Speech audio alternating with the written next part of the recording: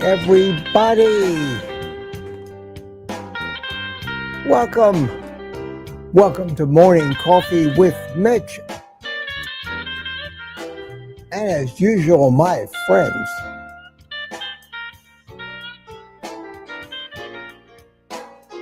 let's drink it if we got it. I know I will.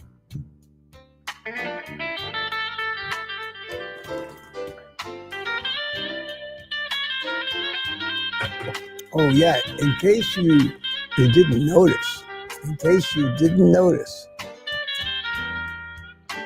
it was tough. It was an effort. But let me show it to you again.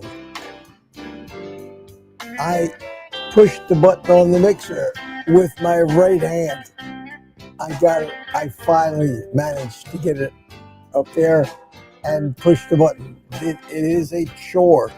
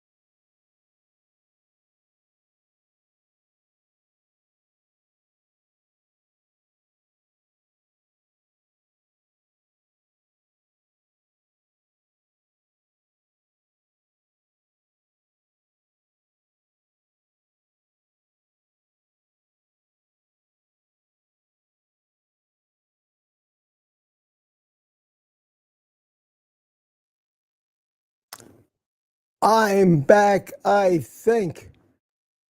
Oh, wow. Why did that have to happen? Let me just make sure I'm live. Oh, let's see what's going on here. I have to finish setting this up over at another browser and click on my morning coffee and see if it is live. Come on, baby. 1 minute, 1 minute. Wow. Yes. Oh my God. Oh, that only took about 7 or 8 minutes. I had to completely reboot the computer, start from scratch. Wow, 92 of you are still hanging in there. Thank you so much for putting up with this. Wow. Let me finish setting this up so I can actually do the live stream. I have no idea what happened.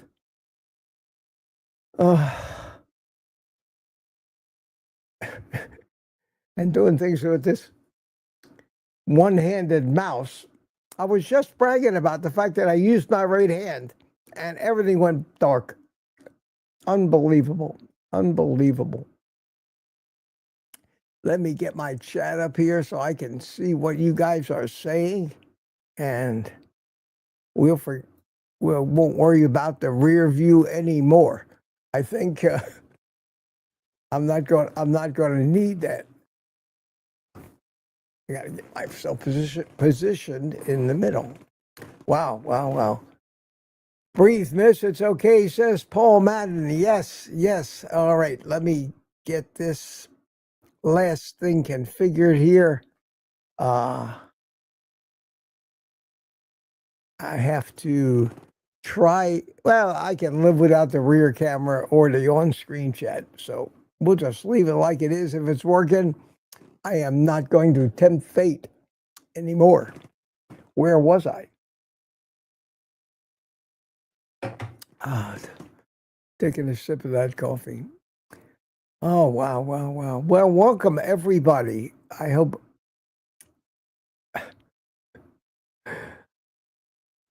Target Prime Rib says, again, what friend do you like to eat with? Oh, he's talking to somebody else. Okay, well, we'll get to the chat here pretty soon. You guys have probably filled it up already while I was gone. But let me get back to the beginning of the chat and welcome the people that were here last night. And before I get started, I have a mea culpa about last night.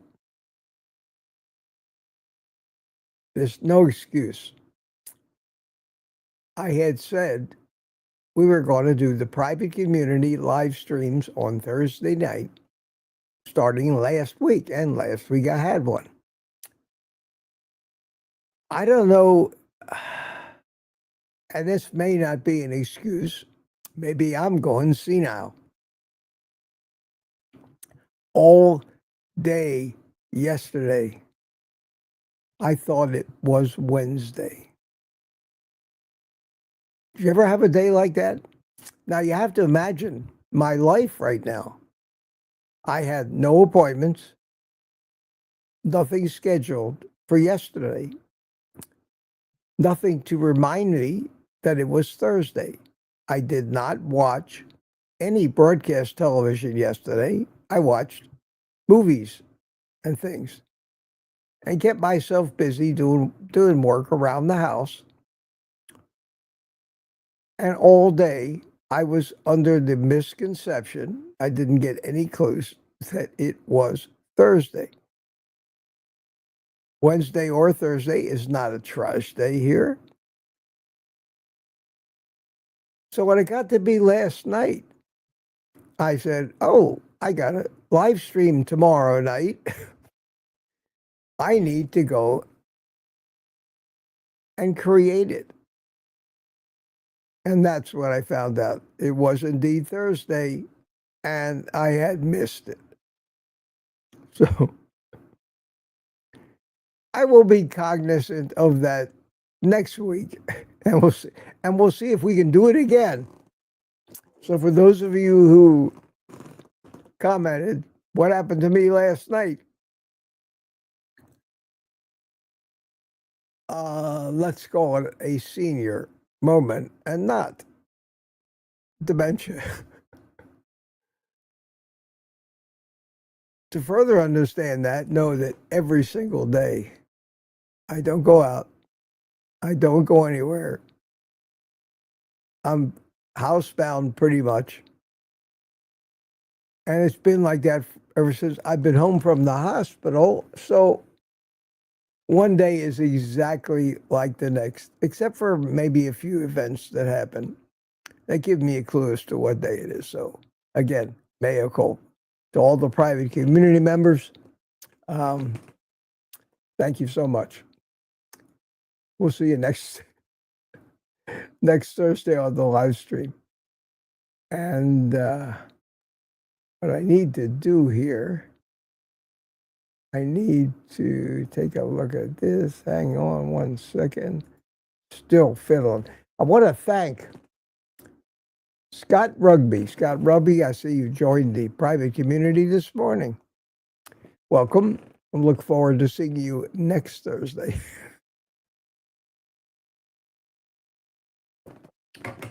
That's 1 week from yesterday, of course.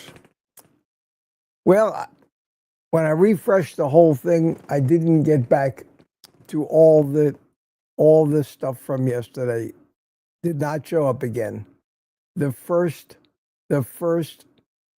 So hello to all you people that chimed in last night and up until 9:29 a.m. this morning, where Mama Bear is the first chat entry that I can see.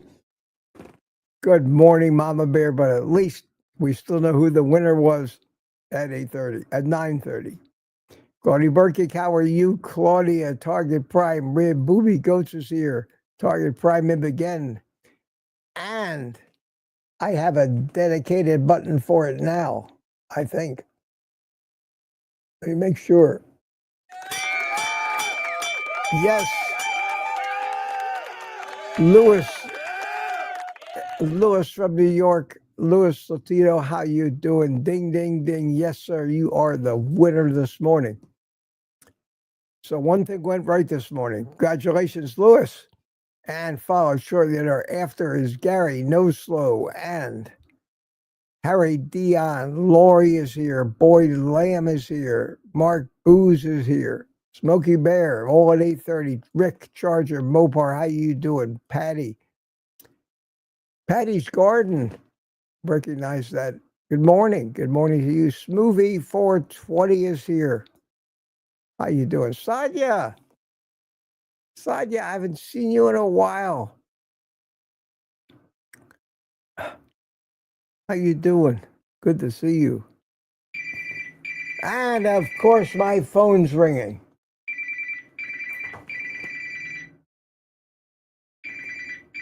And let me stop it. Okay. I wish I could turn the notifications off, but in the state I'm in and with the things I've got going on and with all the calls that I've made where I've been playing phone tag for a week with people like the VA and other things that never get right back to you, I have to make sure I answer my phone. I'll apologize in advance for that. There are certain concessions, certainly, to these live streams that I have to make because of what I'm going through, and I'm sure you all understand completely. Who else we got at 8:30? Aaron, Booby Goats, Bermuda Guy. How you doing? Also at, keep saying 8:30, 9:30. It's a throwback to when I started this. Laurie's Carnivore Story, Target Prime Rib, Bama J's here.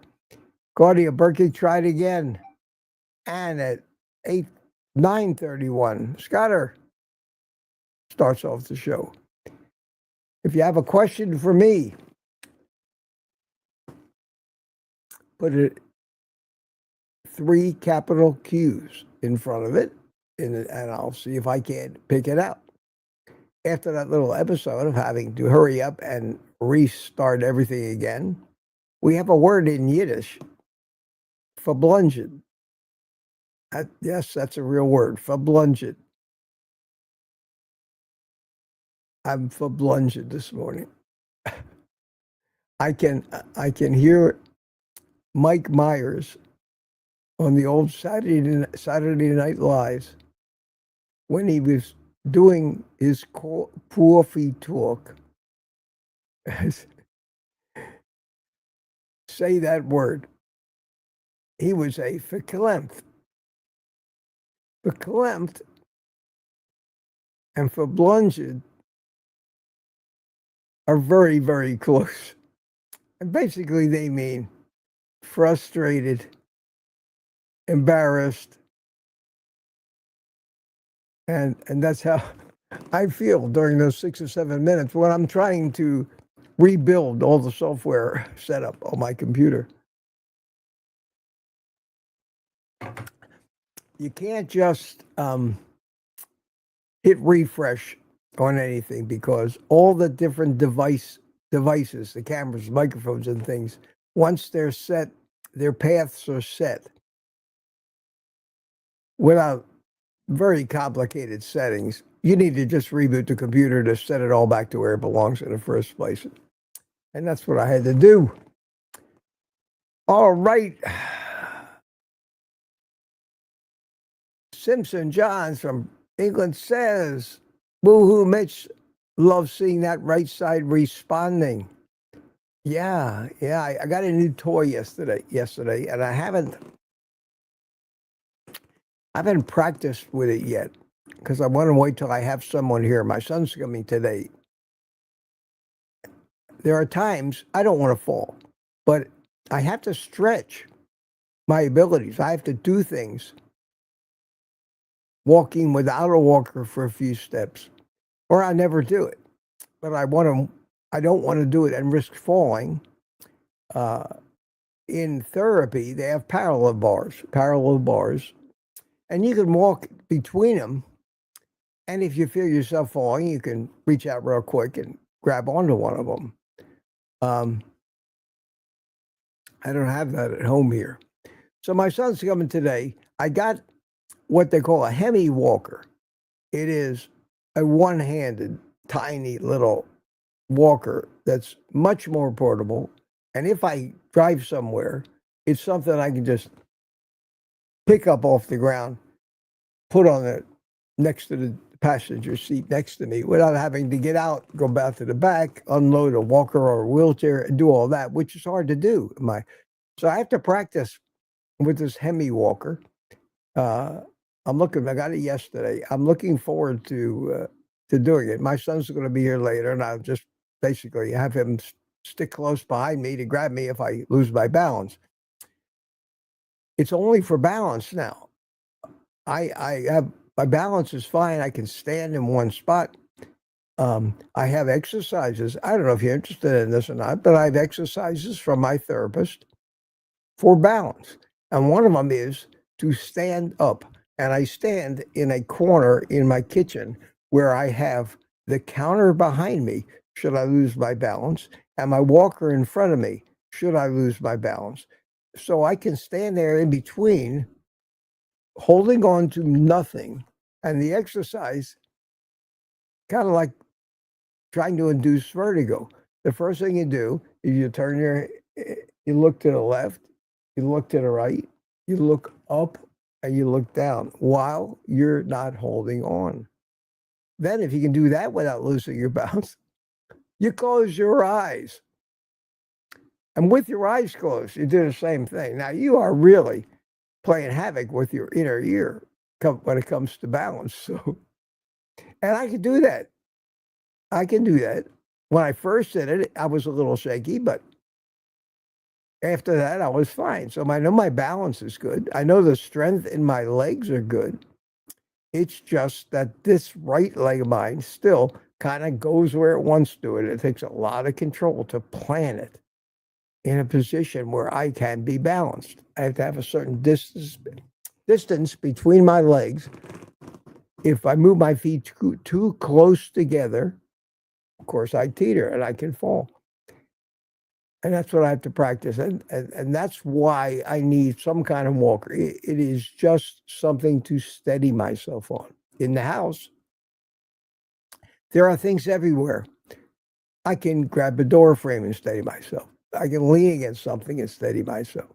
So it's only out in the great wide open spaces that I need something portable, and a wheelchair or is out of the question. I haven't used a wheelchair now for 4 or 5 days. I haven't sat in it. I don't want to do that anymore.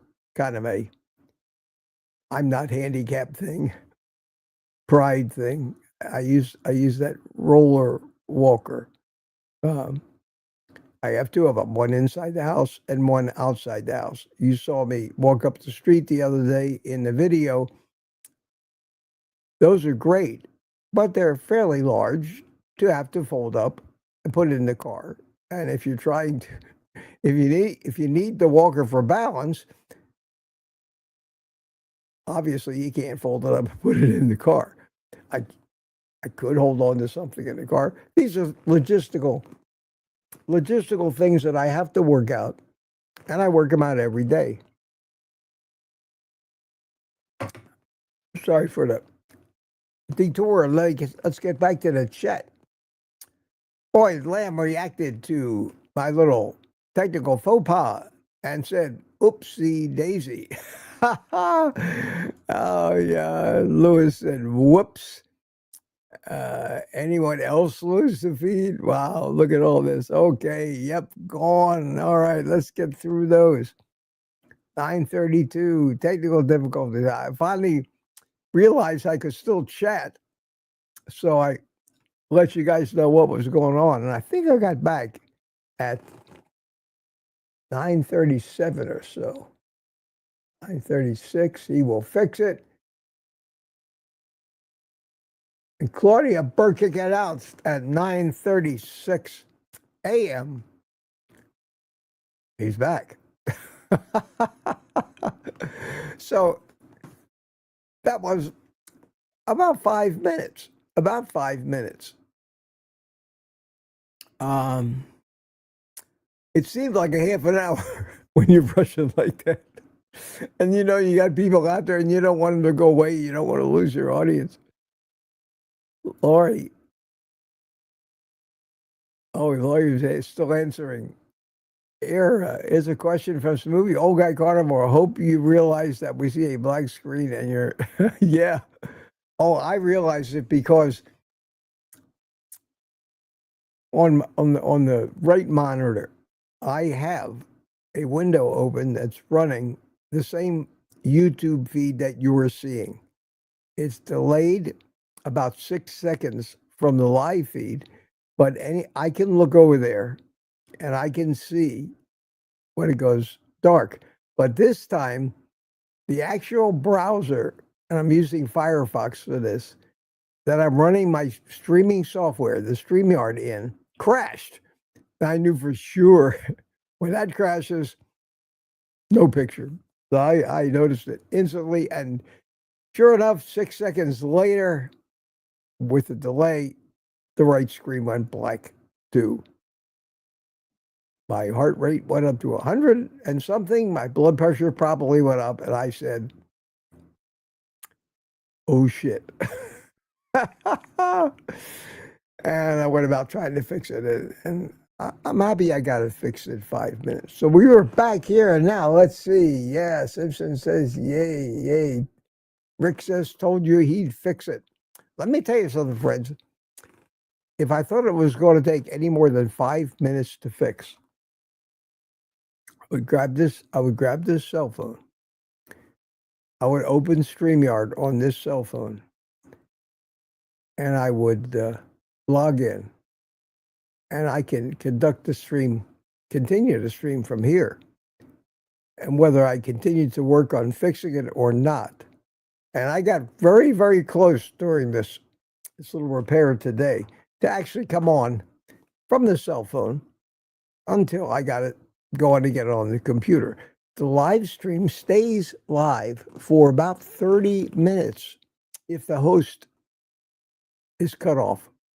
So I knew that you all would still see the feed. You would still see the chats. You would still be watching what was going on from my end.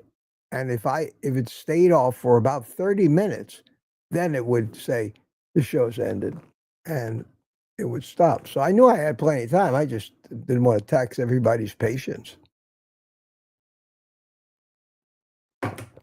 Okay. Let's see here. That seems to be the topic of the day. Didn't talk much about carnivore. I have a confession to make to you. For a number of reasons. The primary one is Kiltz and Nelson bought me a Ninja Creamy ice cream machine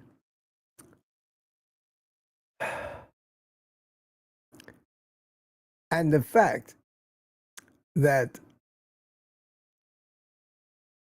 I was contemplating that adding a small amount of carbohydrate back in my diet while I'm healing might not be a bad idea. I have been strict carnivore for 2 years and 8 months. There are I have no more weight to lose.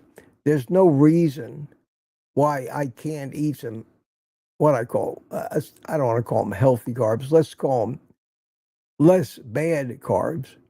Maybe some berries. Go keto a little bit, because I'm not trying to lose any more weight. I'm not trying to heal anything other than my brain now. And I'm still going to be eating 99% carnivore. I almost feel like a turncoat. But I don't think it's a bad thing. So I thought, give myself a little variety. Now that I got this ice cream machine, I wanted to up the fat in my diet. So heavy cream that you make the ice cream with adds fat. I needed to flavor it up with something, and I didn't want to use a lot of artificial flavors. So I thought frozen blueberries might help. Not many, not 3 pounds like I used to eat. The only downside and risk for me was my addiction. Can I just eat the one bowl and not go back for more? Well, no. This is the short answer. The first couple of days that I did this, I ate way too many blueberries. I know that I was a bad boy. It's an experiment. Many people experiment without sacrificing their core beliefs and principles. Nick Norwitz does, especially when he eats sleeves of Oreo cookies to prove a point. Ken Berry does.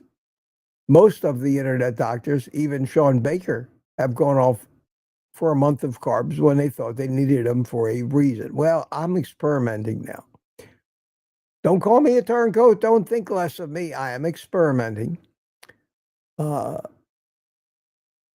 It's working, finally. I have gotten over the initial thrill, reawakened the cravings.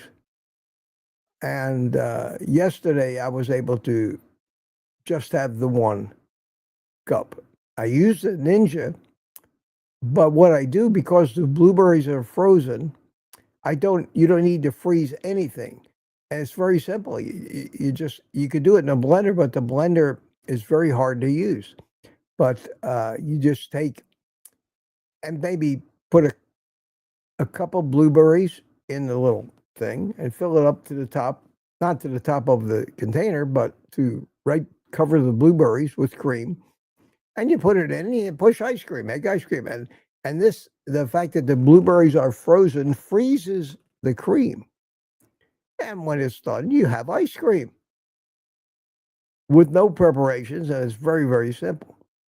So I'm going to be doing that every day for a while. Fighting, if I do get an urge to go back more, I think I'll be able to control it. If I find that I can't control it, then I'm going to stop. I do not want to get back into the binging carbs again because I'm an addict. This has shown me that even though I was able to keep that addiction completely, 100% at bay for 2 years and 8 months, I'm still an addict. Just like an alcoholic or a drug addict. That means that if I can't control myself, if I can't stop after just a little bit, like someone who can be satisfied with 1 drink a day, for example, not an alcoholic. Drugs, I don't know if there's any comparison to drug users because it's drugs. But a drinker who can just have 1 cocktail a day, probably okay. And a carb addict who can limit himself to a cup or less of blueberries, which are very low carb, a day, it's probably okay. I still have to find out if I'm that guy. But it's looking up, and I think this small amount of carbs will do a little bit of good as far as my energy levels, which really get dragged out from this recovery.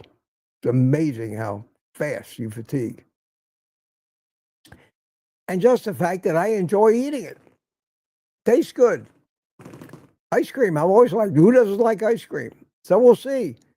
But I'm not going in. I'm going into this with my eyes open, and I wanted you all to know, don't consider me a carnivore turncoat, please.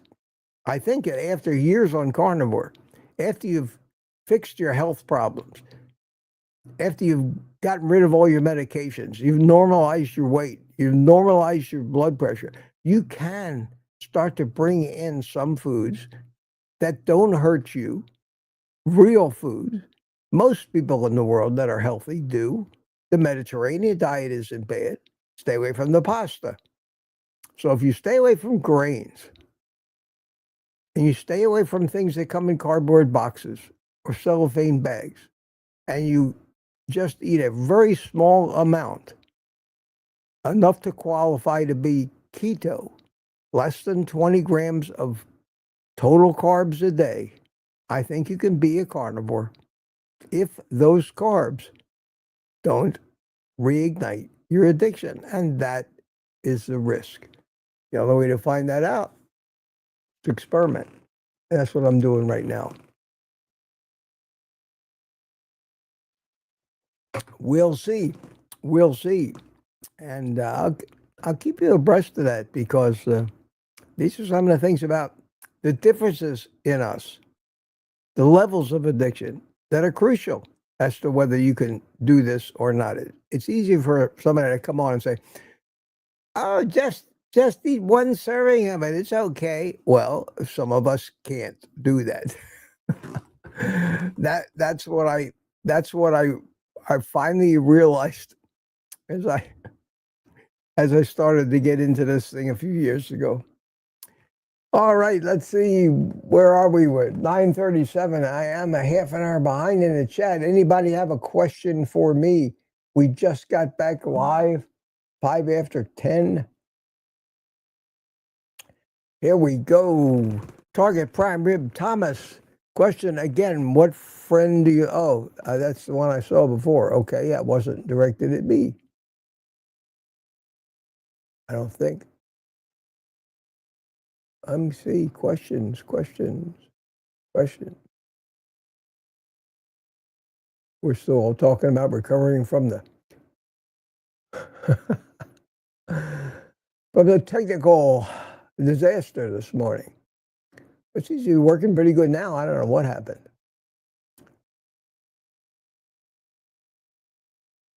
Okay, up to 9:45, catching up a little bit. Retired Rick, Booby Goats Movies here. Carolyn Loves Elvis is here. Retired Rick, Lewis L. Oh, Kitchen Witch, Tanya, how you doing? How you doing? Everybody's talking to everybody else. I'm glad you guys don't need me. If I disappear for 5 minutes, you can just keep right on going. And funny thing also, if I've got guests, if there are other people in windows, like if the same thing had happened to me on Thursday night when I had a panel, and there were 3 or 4 of you in windows, and my computer crashed, I would disappear, but the rest of you would still be there. The scary thing is, you would be there without me, and there's nothing I could do to stop you from saying anything you wanted. Now, back when I had my drone channel, that happened during a couple of live streams, and I became the brunt of a lot of busting till I got back. So when there is the actual stream itself stays live, even though the host disappears, like I said, for up to 30 minutes. So if that ever happens when I do have a panel or a guest, I hope the guest just carries on until I get back. Flat says, national holiday here in the UK. Yeah, well, we have Easter coming up this Sunday. I guess they consider that a national holiday, even though it's a religious one.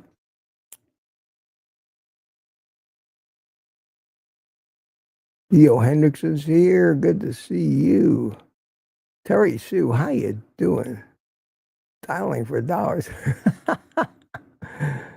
Lizzie and Boyd Lamb, how you doing? How you doing? Another announcement. If I remember what day it is, I'm going to start coming back on Saturday morning as well. Made that announcement the other day. Getting up to 3 times a week for the morning coffees. I'm going to try to prepare a little more and have a subject or some kind of show notes to talk about. Up to now, I've been kind of winging it because I didn't want to let it run too long because I fatigue easily, much more easily than I used to. But things are getting better. Things are getting better.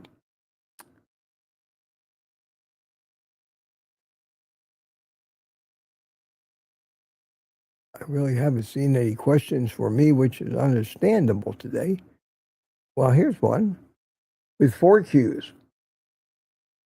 Jemet, question, how does it feel to go to the bathroom but not wait 45 minutes for help? Oh, boy, that brings back memories.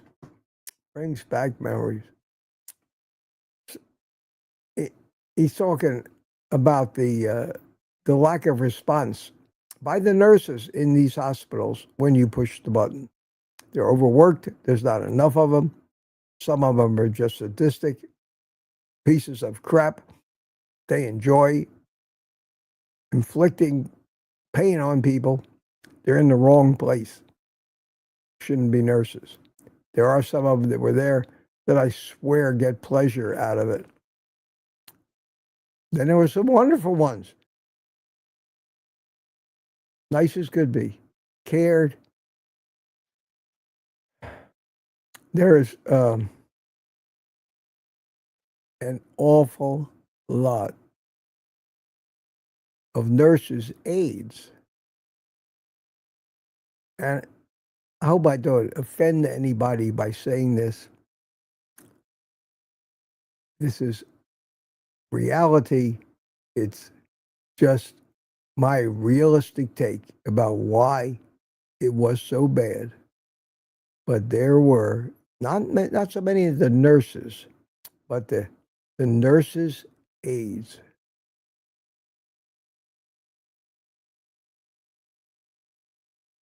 Were recent immigrants with heavy accents from Latin American countries that I believe, here it comes, and don't hate me politically, I believe were diversity hires before a few months ago. and they had an attitude of entitlement about them. It was all about them doing their job, but not about you, the patient. They didn't hesitate to tell you or get impatient when you had to go to the bathroom, when they had to tell you, I'll get to you when I get to you. That kind of attitude didn't fly in my estimation, but it was prevalent. And I believe it's prevalent everywhere in the healthcare industry. And it will be until that absolute plethora of hires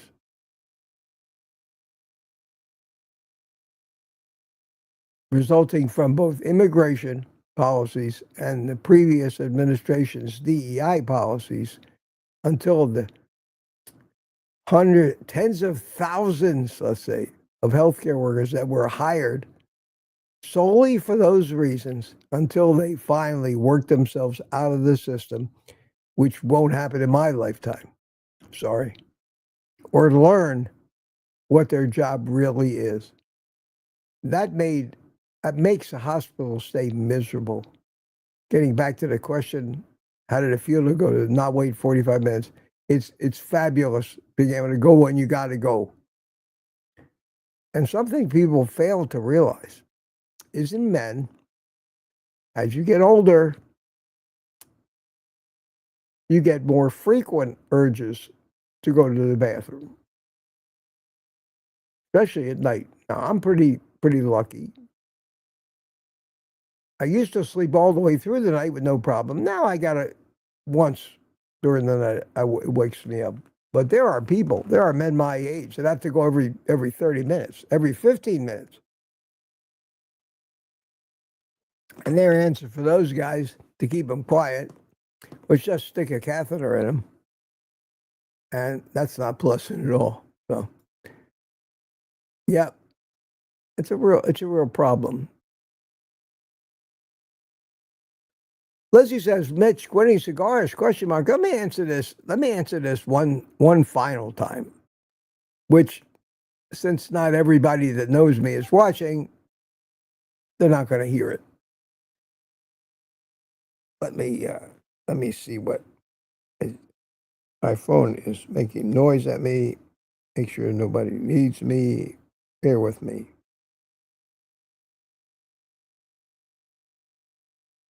Okay. Nothing important. I thought it might be somebody buying me a coffee, but nobody has bought me coffee. Probably because I haven't reminded you, or you don't love me, one or the other. I can't believe it's because maybe you don't love me. So I think what I ought to do, I know it's a shameless plug, but I don't have sponsors other than me. So here's the link to buy me a coffee if you so desire. You don't have to, but it makes my day. Thank you. Quitting cigars.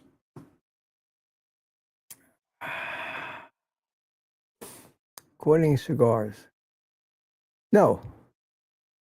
First of all, I get so sick and tired of people considering me a smoker because I puff on cigars. I'm a puffer. It's a big difference between a smoker and a puffer. In case you don't know it, cigar smokers do not inhale. We do not suck smoke into our lungs. Proof of that is the difference in my voice and a cigarette smoker's voice. After 55 years of cigar puffing, my voice is still high-pitched.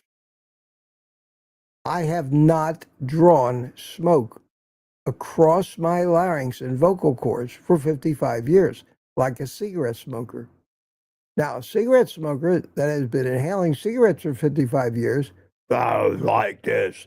A woman who's a heavy smoker sounds like a man. I know, my mother was like that. But me, my vocal cords are still as flexible as they were when I was 30. That's proof that smoke hasn't gotten in my lungs. And I inhale, believe it or not, no more secondhand smoke than most non-smokers do. So I don't consider myself a smoker, and I don't consider cigars to be unhealthy. I don't care what anybody says, what kind of phony studies they have. I do not consider it no more unhealthy than driving your car in traffic and breathing in the pollution that's on every highway. So every time somebody tells me, did you know that smokers that I don't consider myself a smoker, and every cigar smoker I know does not either. Now, many cigar smokers started so they could quit cigarettes, and kudos to them. Some of them can't help but inhale the cigars, and that's not good. I do not advocate smoking cigarettes. I think it's very bad for your health, but I will defer back to my opinion. And this is a key and very important observation. And think about this. Think about this carefully while I check my email. I see what when coffees. Barry, Simon bought me a coffee, bought me 5 coffees. Thank you so much, Barry. Yes, sir. Proving once again that my mother was right. And Carolyn loves Elvis forever, has bought me 5 coffees. Thank you, Carolyn. And John Beatty. That was a few days ago, the 15th. So thank you so much, guys. Proving once again my father was right when he said to me, Mitch, if you don't ask, you don't get. Truer words were never smoking. Spoken. I'm on the subject of smoking. I was going to make a point, a very important point. Oh, yes.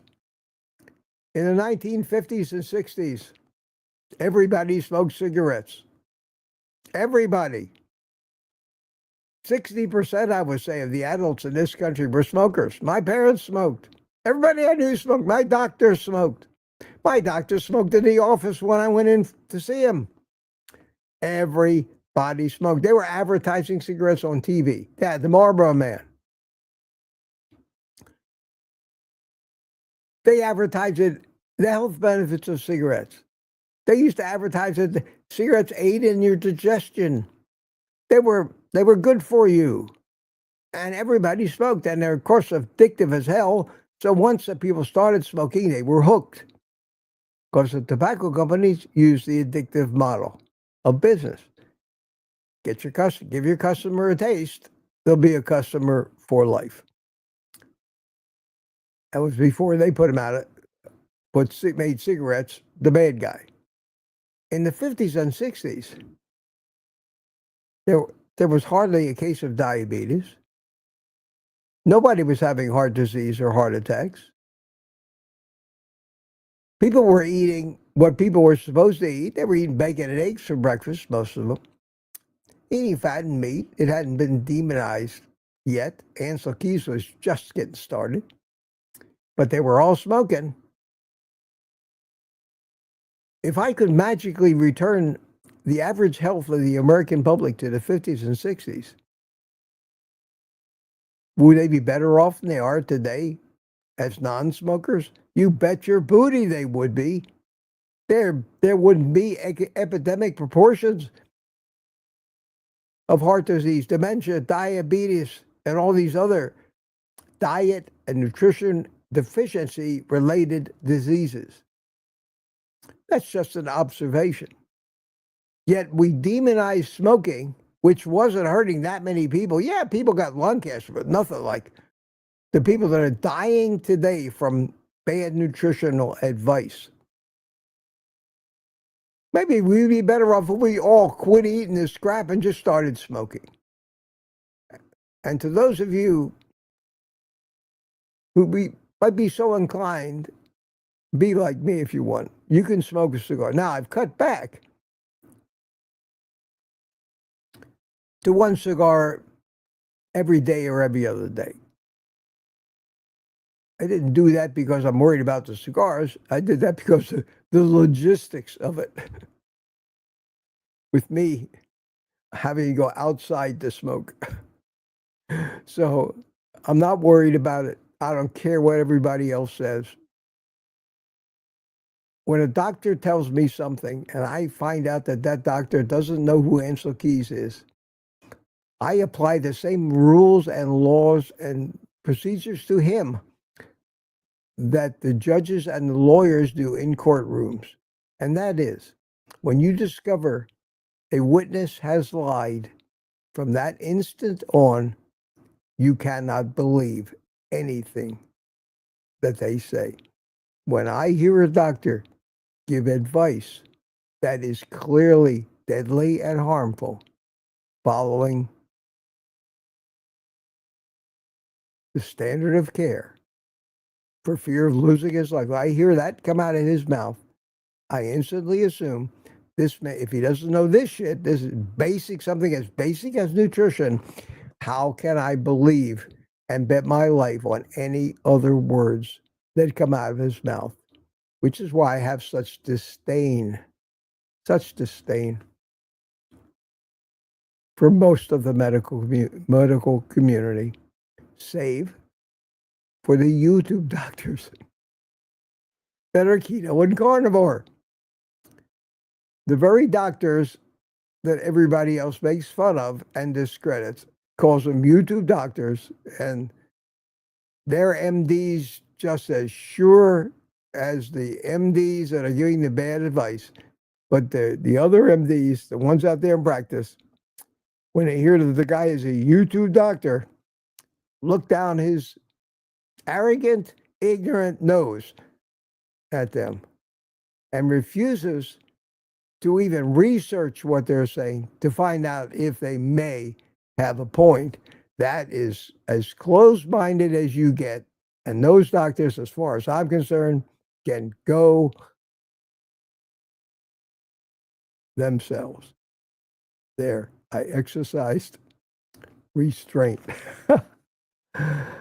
So no, I'm not quitting cigars. And I'll tell you what, if they kill me, which I doubt they will, so be it. I could lock myself in a steel box, but I'm not going to do that either. Looking for more questions. Aaron Booby goes. Lizzie again wants to know if I'm quitting cigars. No, not quitting cigars. Don't think they're bad for me. I have actually had doctors. This is real. I'm not making this up. I have had doctors tell me in the past, you don't need to quit cigars. In fact, it's probably a net positive that you smoke cigars. One of the biggest killers that we have in our lives these days is stress. Stress, cortisol. It's a stressful world we live in. You can't walk 3 steps in any direction without finding something that stresses you out. Sitting and relaxing and puffing on a cigar is incredibly stress relieving and relaxing. The doctors that told me that have said the positive benefits you get from relieving stress far outweigh the dangers of secondhand smoke you might get from it. That's the story that I'm sticking to. We do tend to believe what we want to believe anyway, but I think that makes a lot of sense.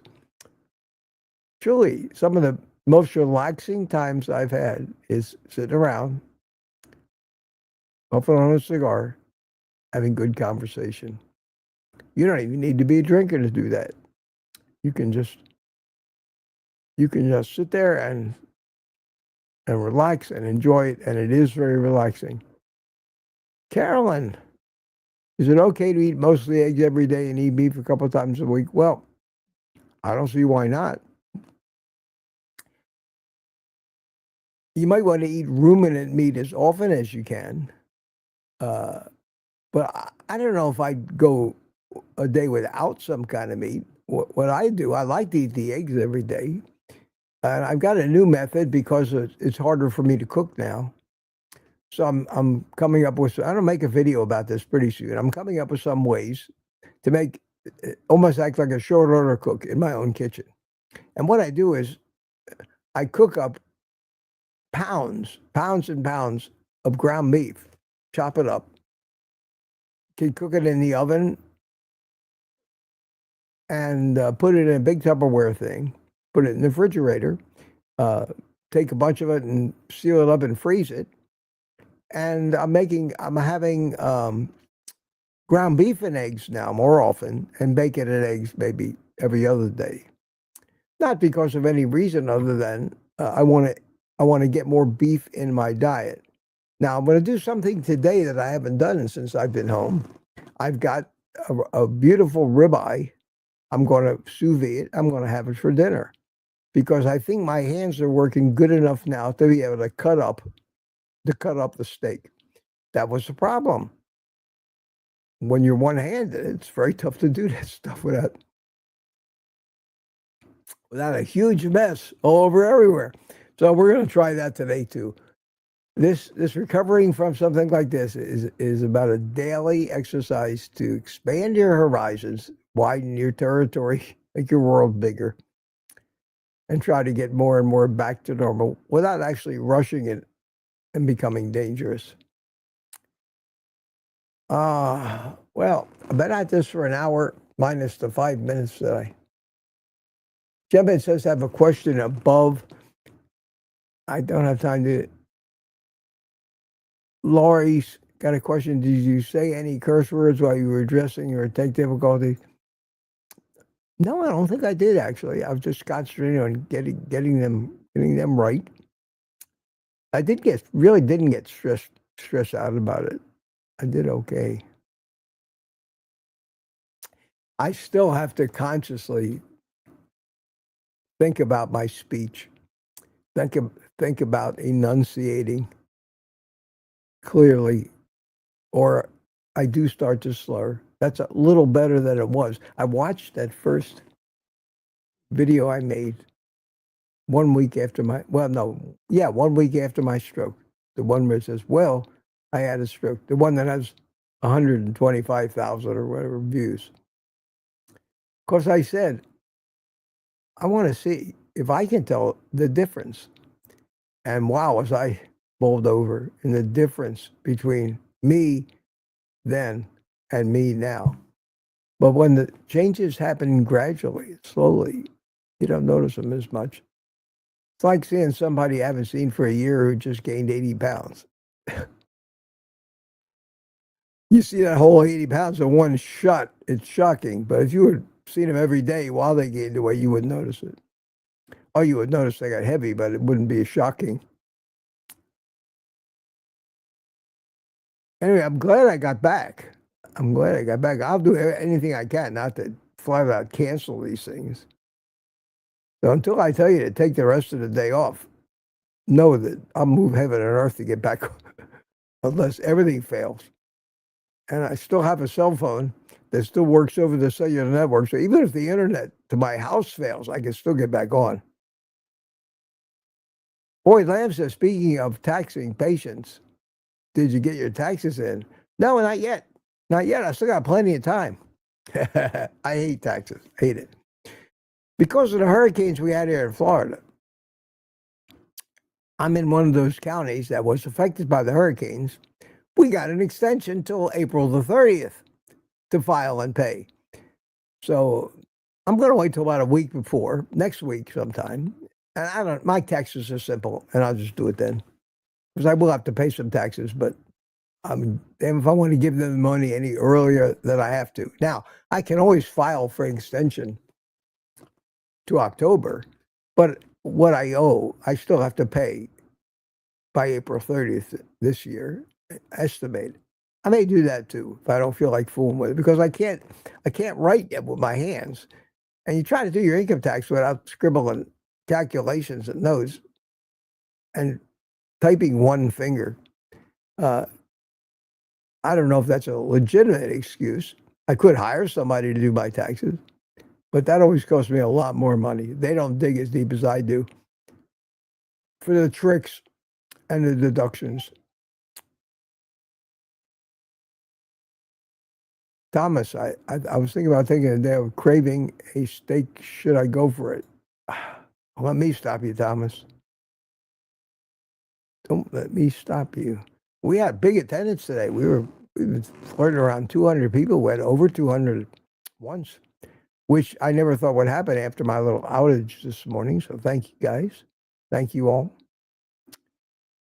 B81 Mac is here. How you doing?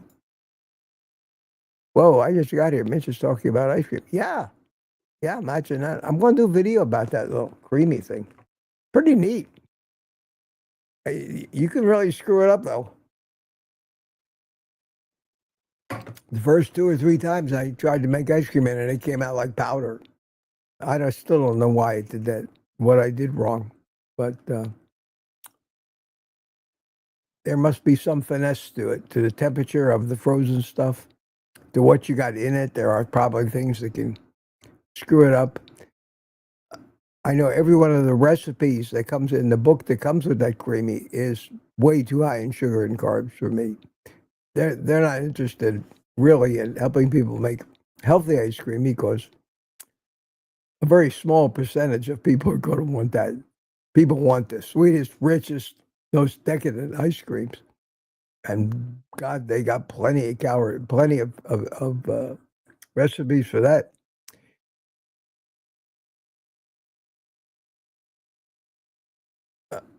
They do have some with artificial sweeteners. They do have. I'm sure you can use allulose instead of sugar, but allulose, the jury's still out on that. And for every cup of sugar they call for, you have to put a cup and I think a cup and a quarter of this allulose in. That's a lot of that stuff, and it has a lot of carbs, even though they say they're insoluble fiber. So while the net carbs may be 0, you take a cup of that stuff, the total carbs is going to be astronomical. I don't know if I'm going to risk that or not. Here we have Barry Simon. Hey, Mitch, have you officially gone out for a drive? No, I haven't. Not yet. You guys will be the first to know. Soon. I am soon. I'm almost ready. I'm not ready to do it. That's why I got that little heavy walker thing. I'm working up to it. Everybody was afraid I was going to go out there and kill myself in an accident. I will not. Everybody keeps telling me, "Are you sure you're up to it? Are your reflexes fast enough?" Yes.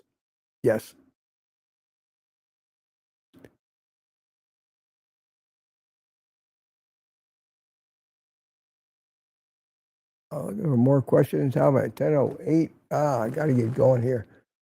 Well, I tell you what, guys. Here's one. Gentlemen, again, how does it feel to go potty without wearing? Oh, that's the one I got. Got that one already. Okay.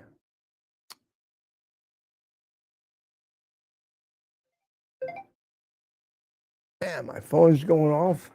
Let me see what we have here.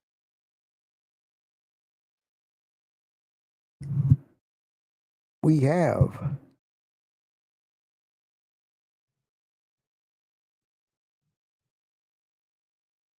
somebody bought me a coffee. I believe it was Captain America.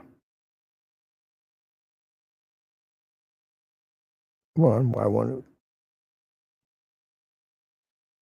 Yes, Marley Marla Kelly bought me a coffee. Thank you so much. And Steve Rogers, Captain America, bought me a coffee. Thank you so much, guys. I really appreciate it. I really appreciate that. And enough for that. Where was I?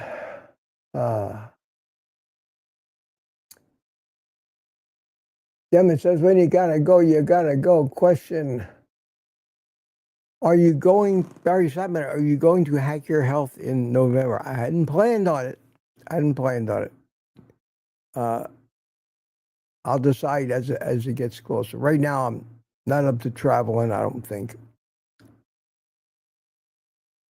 I won't do anything like that until I can walk unaided. And I get more use of my right side back. There are things that have gotten better rapidly. There are other things that are creeping. And the big muscle groups, both in my shoulder on the right side and my legs, some of them have been there, did not go away. The ones that went away really have to come back, and that's going to take some time. And I'm resigned to that. I know everybody thinks that in another week or two I'll be out there running sprints. It doesn't work that way. I'll be pleased if within 6 months I've recovered most of my function, which is pretty rapid for most strokes. I think we're serious as what I had. They told me I had a mild stroke. No, I don't think so. I think it was more serious than that. A really mild stroke you can recover from in a week. You really don't lose too much.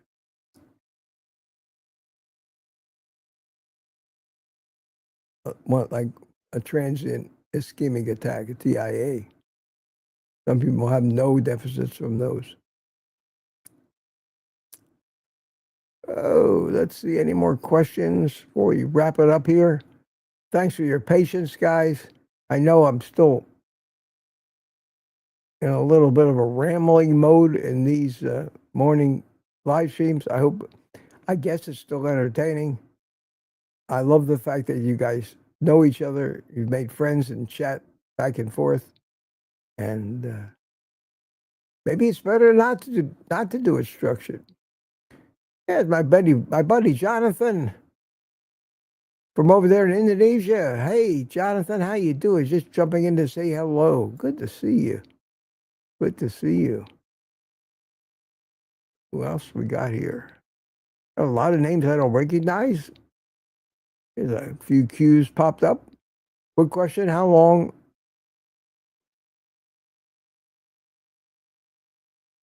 are you soothing? I don't know what that means. Saving it for? I don't know what you're talking about. Saving what for? The driving?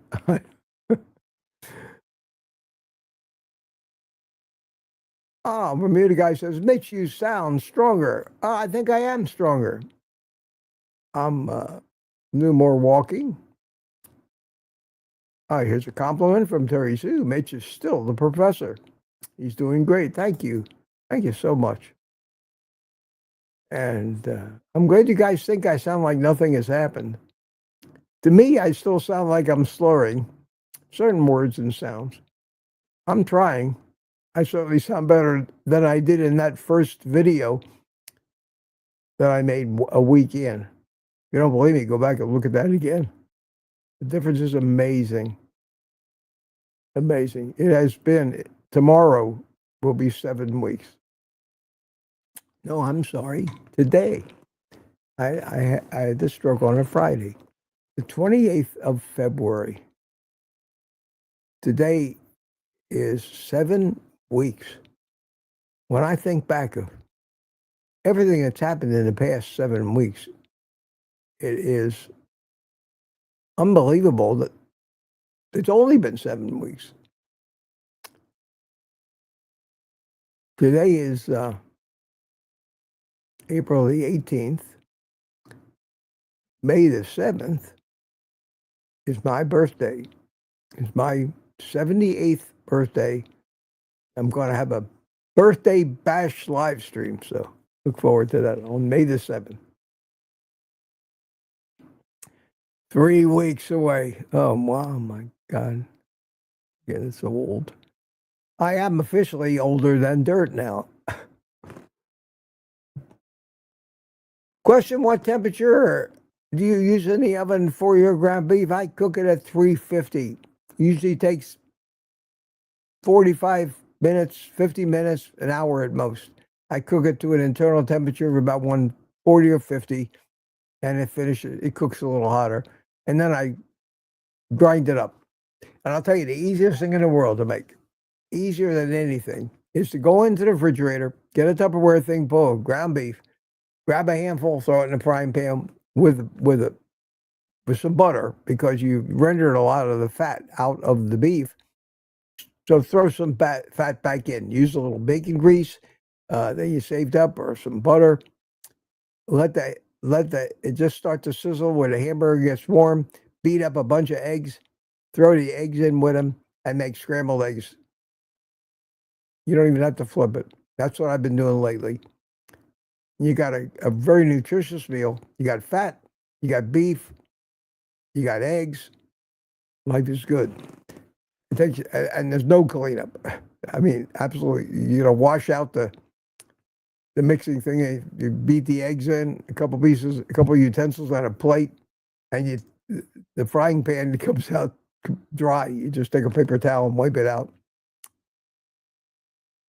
The easiest thing to make and one of the most nutritious things that you could eat. It's a win-win. Win-win. I'm going to quick look for any last-minute questions here. I'm at 10:41. I'm only a few minutes behind. And I got it. I have hit the bottom of the check. Terrific. So let me give you guys a little bit of happy music. You can start to say goodbye to your friends in the chat. I see Tanya bought me a coffee. Thank you, Tanya. Thank you so much. I appreciate that. For just one coffee a day, you get all this. Thank you. Thank you so much. What a sweetheart. What a sweetheart.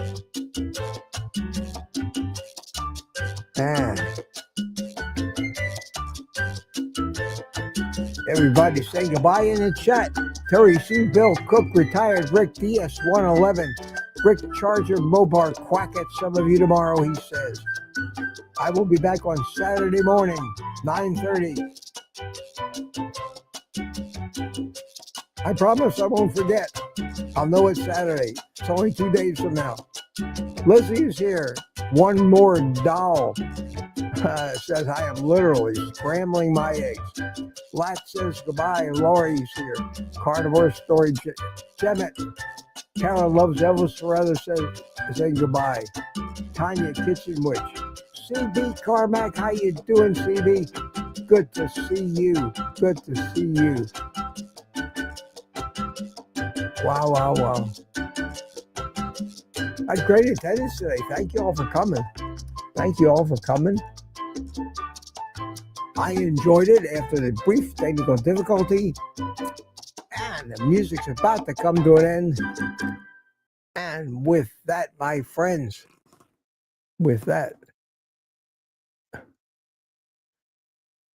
I'm going to tell you,